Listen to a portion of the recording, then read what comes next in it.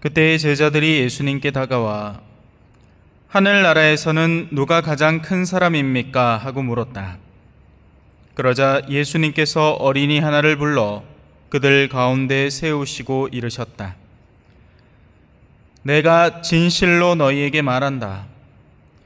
너희가 회개하여 어린이처럼 되지 않으면 결코 하늘나라에 들어가지 못한다. 그러므로 누구든지 이 어린이처럼 자신을 낮추는 이가 하늘나라에서 가장 큰 사람이다. 또 누구든지 이런 어린이 하나를 내 이름으로 받아들이면 나를 받아들이는 것이다. 너희는 이 작은 이들 가운데 하나라도 업신여기지 않도록 주의하여라. 내가 너희에게 말한다. 하늘에서 그들의 천사들이 하늘에 계신 내 아버지의 얼굴을 늘 보고 있다. 너희는 어떻게 생각하느냐?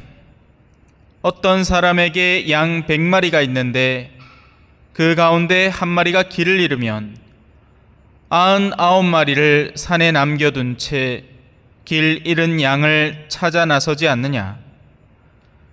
그가 양을 찾게 되면 내가 진실로 너희에게 말하는데 길을 잃지 않은 99마리보다 그 한 마리를 두고 더 기뻐한다.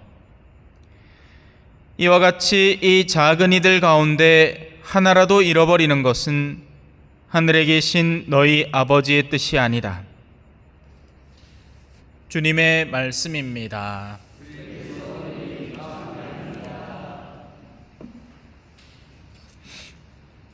찬미 예수님.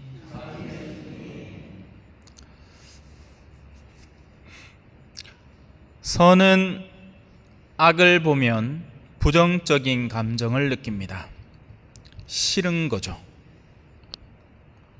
이건 누구나 다 똑같습니다. 그릇됨을 보거나 나쁜 일을 볼 때 느끼는 혐오감이 있습니다.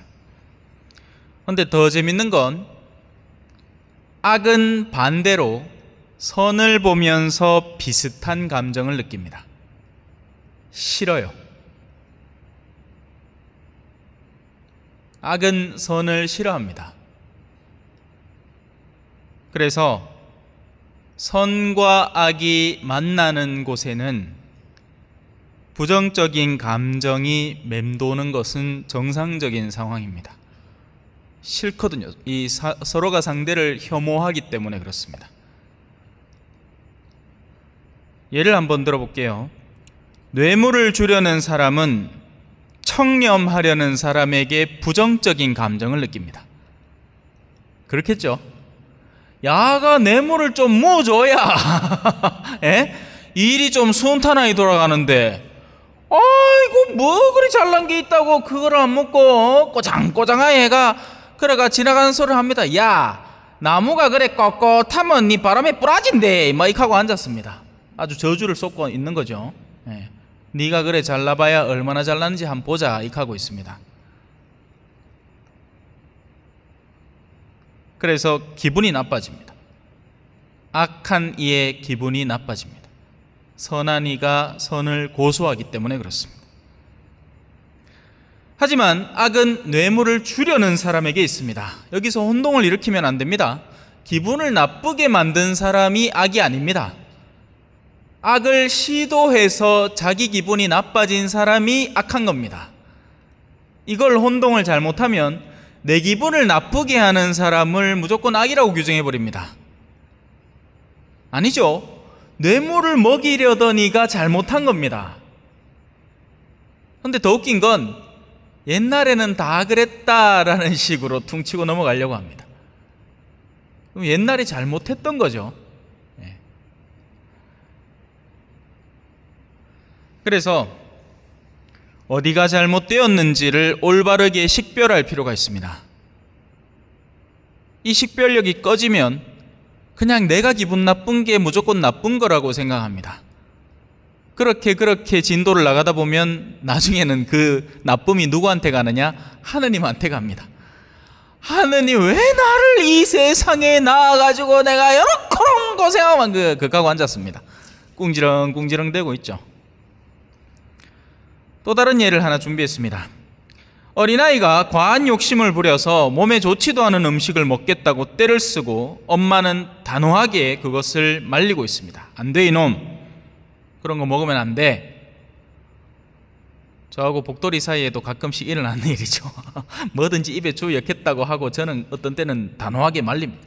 이놈 그거 안 돼. 그 전선 씹으면 그 전기 감전되니 죽을 수도 있어. 물론 알아듣지를 못하죠. 네. 그러다 보면 이제 이래 생채기가 납니다. 지 딴에는 진 기분 나쁜 게 하고 싶은 거 못하게 한다고, 기분 나쁘다고 주인을 칵 물어보. 아이는 그런 상황에서 엄마에게 막 고함을 지르고 반항하죠. 엄마 미워! 엄마 나빠! 하지만 엄마는 나쁘지 않습니다. 아이가 나쁜 것이죠. 그게 그냥 단순한 미숙함에서 오는 것인지, 아니면 어떤 때는 자기가 하는 게 아니라는 것을, 안 되는 행동이라는 것을 알고도 하는 것인지는 아이의 내면에 달려 있지만, 이든 저든 아이가 나쁜 겁니다.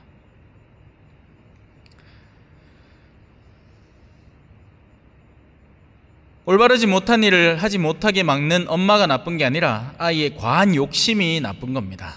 쓸데없는 욕심, 자기를 스스로 해치는 일에 자기 스스로 가담하려는 그 욕구가 그릇된 욕구인 겁니다. 그래서 이 역시 올바른 식별이 없으면 흔히 엄마가 나쁜 사람이 되어버립니다. 자기 친구들끼리 모여서 얘기하겠죠. 우리 엄마가 내 이런 거 먹는데 그것도 못 먹겠대. 그죠? 청소년들이 모여가지고 막 자기들끼리 술 먹고 하려 하는데 어른이 와가지고 이놈들 뭐 하는 거야 하면 자기들끼리 으슥한 곳에 가서 그 꼰대 그거 내 뭐 할락하면 무조건 안 된다 하고 막 자기 아버지 막 욕을 하고 그러죠.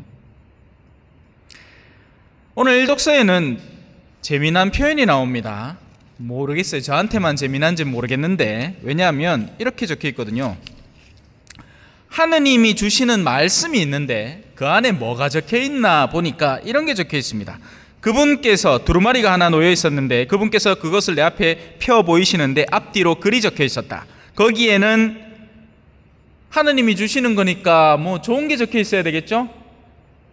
막 긍정적이고 밝고 막 희망을 주고 막 사랑스럽고, 근데 거기에 뭐가 적혀 있냐면 비탄과 탄식과 한숨이 적혀 있습니다. 이걸 이해해 봅시다. 하느님은 선이십니다. 하느님은 절대 선입니다. 하느님에게는 오류가 없고 하느님은 그릇될 수 없습니다. 그릇되는 순간부터 하느님 자격을 상실해버립니다. 그런 하느님이면 믿을 필요도 없고 따를 필요도 없습니다. 왔다 갔다 하는 하느님을 뭘 보고 믿습니까? 오늘까지만 선이다가 내일부터 나빠져. 그런 하느님은 하느님이 아닙니다. 우리가 믿는, 우리가 따르는 하느님은 절대적인 선이십니다. 그리고 그분께서 원하시는 바는 선한 것입니다. 그 선한 것은 무엇이냐? 다름 아니라 우리를 당신의 빛으로 이끌어 가려는 겁니다. 그걸 간단하게 표현하면 하늘나라가 가까이 왔다라는 이야기고 복음을 들으라는 이야기입니다. 회개하고 복음을 믿어라. 하늘나라가 너에게 가까이 왔다. 그러니 너희가 이제 그 나라에 들어갈 준비를 갖춰라, 이 말입니다.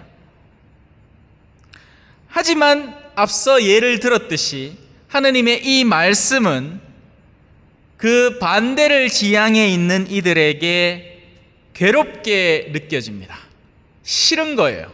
왜? 우리는 아직 세상이 좋고 세상이 가져다주는 쾌락이 좋고 세상에 좀 더 많은 것들을 누려보고 싶고 거기에 것들을 즐기고 씹고 뜯고 맛보고 즐기고 하고 싶은데 하느님은 자꾸 야야 인자 고마하지를 니 인자 정신 차려야 안 되나?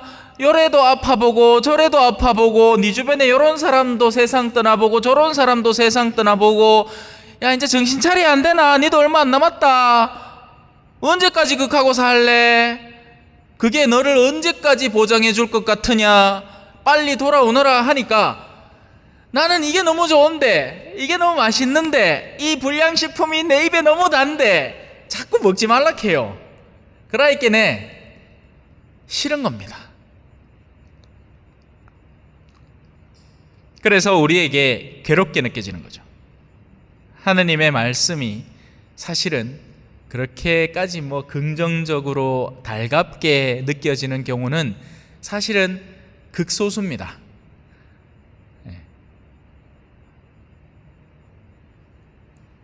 만약에 우리 마음이 정말 그분께 향해 있으면 달라지겠지만 그렇지 않은 경우가 더 많기 때문에 그렇습니다.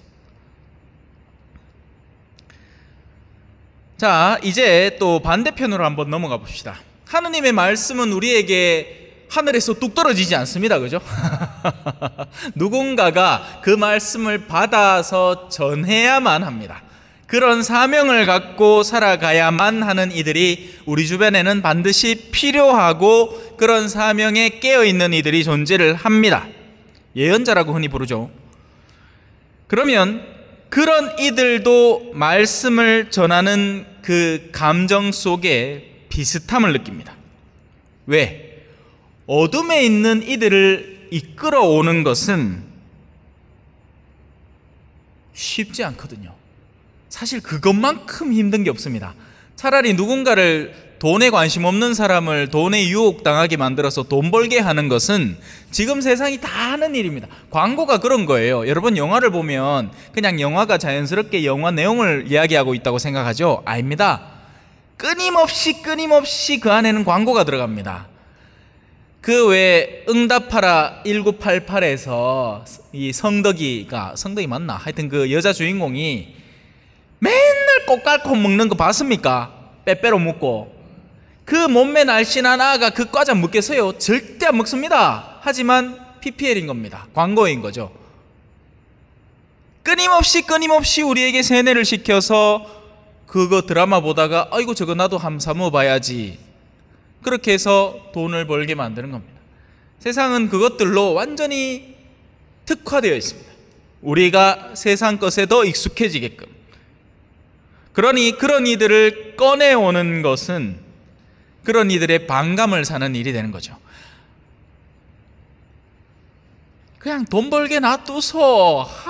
딱 그 거짓말만 좀 하면 돈 좀 많이 벌겠구만은 그만 좀 벌게 놔두지를 그거를 우리를 자꾸 하지 마라 한다. 좀에만 속고 좀에만 뇌물 미기고 좀에만 그래 하면 다 순탄하게 다 지나갈 거를 역시 깐깐하게 그렇게 샀네.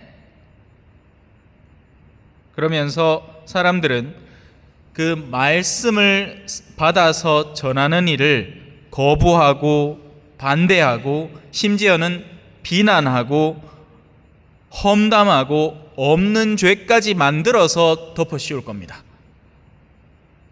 그래야 자기들의 양심이 악을 사랑하고 있는 자기들의 내면의 영혼의 상태가 잠잠해질 거거든요. 그 사람이 입을 닥쳐야. 안 그러면 그 말을 듣고 있으면 자꾸 마음이 괴로워지기 때문에 그렇습니다. 하지만 앞서도 얘기했잖아요. 자, 그 말씀을 받아 전하는 이들을 제가 예언자라고 불렀습니다. 이 예언자가 근본적으로 그 사명에 뛰어든 이유는 다름이 아닙니다. 세상이 맛이 없어서가 아니에요. 세상 좋은 줄 압니다. 저도 압니다. 세상 좋은 줄은 저도 압니다. 지난번에 애들 이 수영장인가? 눈썰매장인가? 그거 타러 가갖고 거기 그 골프장 근처에 그 고급 식당에 들어가서 점심을 탁 먹어보는데 야, 요런 데서 놀마 참 내가 대단한 사람처럼 느껴지겠다 싶습니다. 그 풀밭에 골프장에 이렇게 눈길을 한번 쓱 줘봤는데 저서 골프채 들고 사장님 나이스 샷 이거 하면서 저 풀밭을 싹 나긋나긋하게 끌어당기마 내가 얼마나 대단한 사람처럼 느껴질까. 에? 아무나 함부로 들어올 수도 없는, 그래서 그런 것들을 클럽이라고 부르죠. 회원제로 운영이 되고 돈을 비싸게 주고 들어오든가 아니면 회원권을 끄는 사람들만 허락해서 들어가는 곳입니다. 아무나 못 들어가요. 아무나 들어가면 누가 그걸 사랑하겠습니까? 특별한 뭔가 분리점이 존재를 하고 자기들만 향유할 수 있는 그 쾌락의 지점이 있으니까 돈을 더 값지게 주게 만들고 자기들만 누리게 만드는 거죠. 그걸 모르는 게 아닙니다. 그 근처에 가보면 야 이건 진짜 좋겠다, 야 이건 진짜 재밌겠다. 한 번은 미국에서 유니버셜 스튜디오에 가본 적이 있었어요. 거기서 제가 진짜 확 느낀 게 뭐 하나 구경하려고 하면 줄을 한 1시간쯤 서야 됩니다. 근데 옆불대기에 사람들이 쉑쉑 지나가. 그래갖고 나를 데려온 그분한테 물었어요. 저 사람들은 뭔데 저렇게 들어갑니까? 돈을 따따따블로 냈다는 기야. 예를 들어갖고 2만원 내면 그냥 일반 관람권 끊고 들어갈 걸 저 사람들은 한 15만원 낸 거예요. 그러니까 막 그냥 통과야 그냥. 야 저러면 얼마나 좋겠냐. 이 더운 땡볕에 줄 설 필요도 없고 그죠? 샥샥샥샥 지나가는데 얼마나 좋겠노 이 말이라. 세상 좋은 걸 누가 모르겠습니까? 살아보면 다 알죠. 더 편안하고 더 안락하고 더 비싸고 더 향기롭고 더 맛있고. 하지만 예언자들은 다른 즐거움에 눈을 뜬 이들입니다. 그래서 예언자들에게는 오늘 화답송에서 우리가 읽었잖아요. 하지만 이 읽은 걸 이해했는지는 모르겠습니다. 마치 그 에티오피아의 내시처럼 지나가던 그 사도가 올라가서 묻죠. 지금 읽고 있는 걸 이해하십니까? 누가 나한테 풀어주지 않으면 제가 어떻게 알아듣겠습니까? 주님 당신 말씀은 제 혀에 달콤하옵니다. 어디 구라치고 있노 그죠? 저 눈깔 사탕이 100배는 달콤하지. 뒤로 받아먹는 커미션이 1000배는 달콤하지. 당신의 말씀이 뭐 그리 달콤할까이? 어디 구라치고 있노? 근데 계속 얘기합니다 그죠? 온갖 재산 다 얻은 듯 당신의 법의 길 걸으며 기뻐하나이다. 이거든요. 금욕 지키라 카이 짜증나 죽겠고, 미사 때 오라 카이끼는 귀찮아 죽겠고, 또 8월 15일에는 의무대축이라 카이끼네. 그 주중에 그 노는 날 하나 있는 그 와중에 그것도 낮잠 못 자게 만들어갖고 그 낮에 와갖고 미사 드리라 카이끼네. 싫어 죽겠고 귀찮아 죽겠고 막 짜증나 죽겠단 말이라요. 그래 성당 자체를 안 오잖아. 우리 자녀 때에서 성당 말 나옵니까? 이 좋은 세상에 놀러 가야지. 그런데 이 말이 맞냔 말이에요. 정말 당신의 입에서 나온 가르침 수천 양 금은보다 제게는 값지옵니다. 수천 양 좀 당장 말 바꿀걸. 받아본 적이 없으니까 뭐 그죠?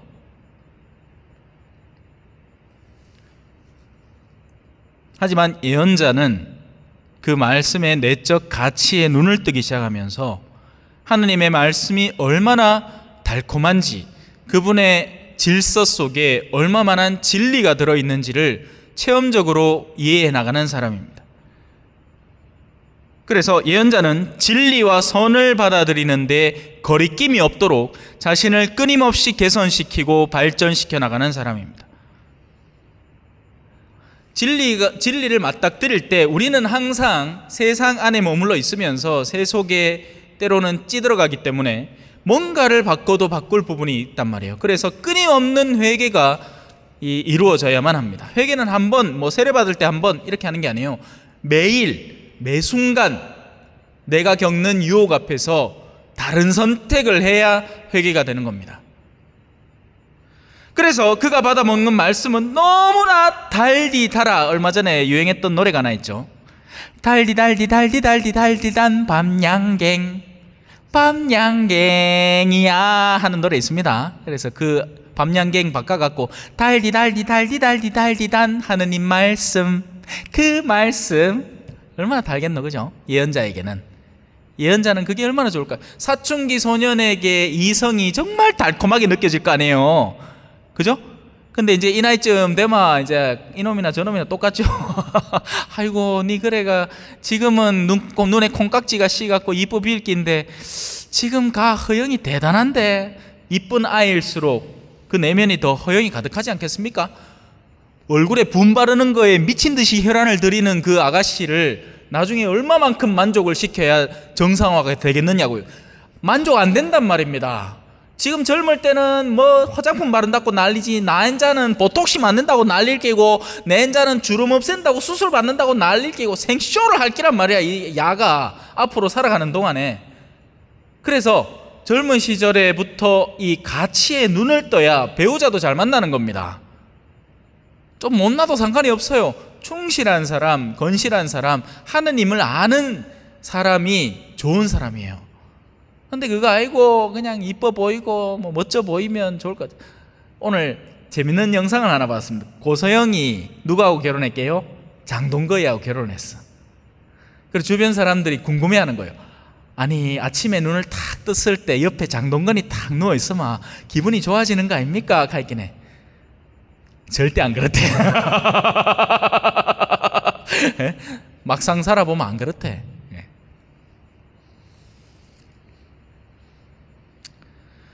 그래서 그 예언자는 하느님의 말씀을 받아갑니다. 근데 하느님이 말씀을 왜 떠먹여 줄까요? 전하라고 먹여줍니다. 그냥 네 혼자 받아갖고 네 혼자 신앙생활 잘하고 네 혼자 천국 가라. 아니요. 예언자가 하느님의 말씀을 받는 이유는 말씀을 아직 듣지 않는 또는 듣기 싫어하는 이들에게 전하라고 줍니다. 그러면 그걸 전할 때 어떤 게 뿜어져 나오느냐? 비탄과 탄식과 한숨이 나올 수밖에 없습니다.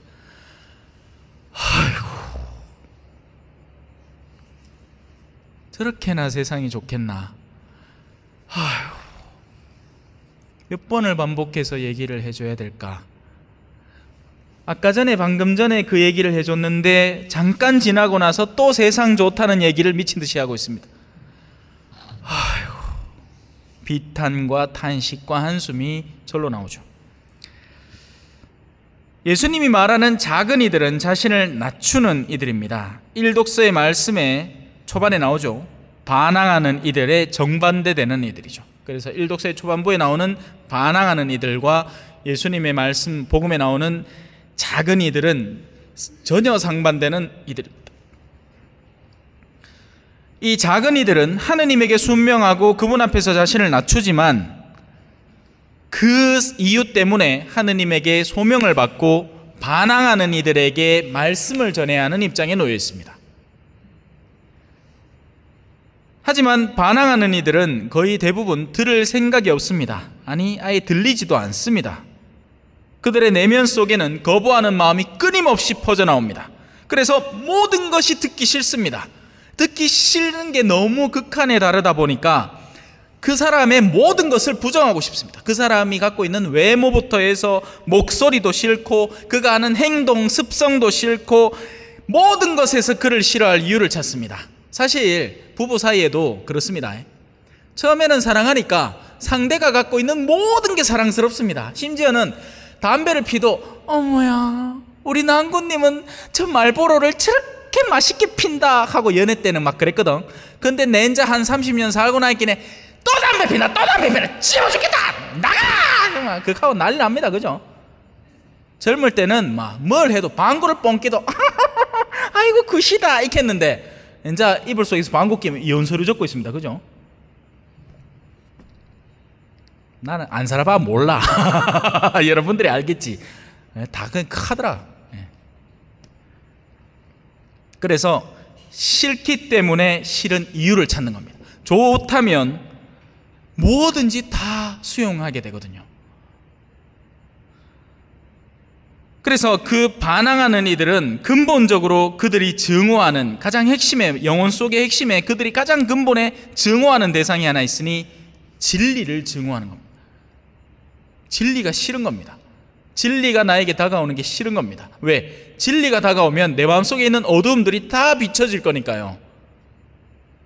그래서 그들은 죽음이 두렵기도 합니다. 한편으로 불안합니다. 그들이 갖고 있는 공통적인 증상이죠. 불안증입니다.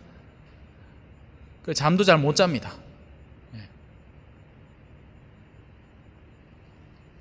하지만 목자는 여기에서 또 멈추지 않습니다. 그들의 그런 내면을 몰라서 다가서는 게 아니라 오늘 복음에 나오죠. 아니 야 99마리 양이 있는데 한 마리가 길을 잃었어. 그러면 네가 목자라면 어디에 있겠느냐라고 질문을 하는 겁니다. 만약에 우리가 계산적인 사람이었다면 99마리를 지켜야죠. 근데 하느님은 그걸 선호하는 분이 아니라 길 잃은 한 마리 찾아 나가라고 하는 겁니다. 그래서 그런 반항적인 이들의 내적 속성과 그들이 하는 행동에 아랑곳하지 않고 복음을 전해야 됩니다. 하느님께서 당신의 말을 달게 받아들이는 이들만 구원하기로 작정을 했다면 구원 사업은 이미 예전에 끝났어야 됩니다. 그런 장면은 성경에서 자주 연출이 됩니다. 모세야, 저 반항하는 이스라엘 족속 내 오늘 싹 다 죽여버릴게. 그러고 니하고 다시 시작하자. 하느님은 그럴 수 있는 분입니다. 하지만 모세가 하도 간청을 해갖고 봐주죠. 하느님의 뜻은 그게 아닌 겁니다. 하느님의 뜻은 길 잃은 양, 늑대는 아닙니다. 여기 착각하면 안 돼요. 양이 있고요, 길 잃은 양이 있고요, 늑대가 있습니다. 늑대를 양우리에 끌고 들어오면 안 되죠. 길 잃은 양을 구해와야 되는 겁니다. 이건 완전히 차원이 다른 두 가지 이야기입니다. 하느님의 뜻은 길 잃은 양을 찾아오는 겁니다. 반항하는 이들 가운데에는 늑대의 유혹을 받아서 아직 혼란스러움 중에 있는 양들이 있으니 그 양들을 하느님의 말씀으로 이끌어와서 우리 안에 다시 받아들여야 되는 겁니다. 누구든지 하느님께 돌아오면 사랑을 받기 시작할 겁니다. 그리고 하느님 앞에 가장 자신을 낮춘 이는 역으로 가장 드높은 영역을 차지하게 될 겁니다. 네가 작은 일에 충실했으니 이제 큰 고를 맡아 다스려라. 아멘.